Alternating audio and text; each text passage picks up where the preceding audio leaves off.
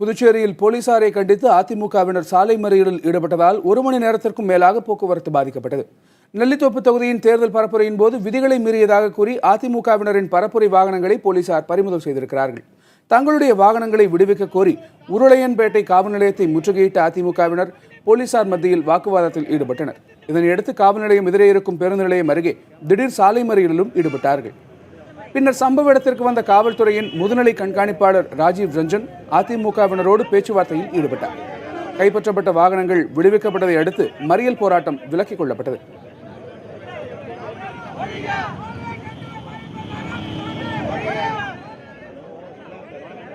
இந்த சட்டமன்ற தேர்தலில் முதலமைச்சர் நாராயணசாமிக்கு தோல்வி பயம் ஏற்பட்டுவிட்டது.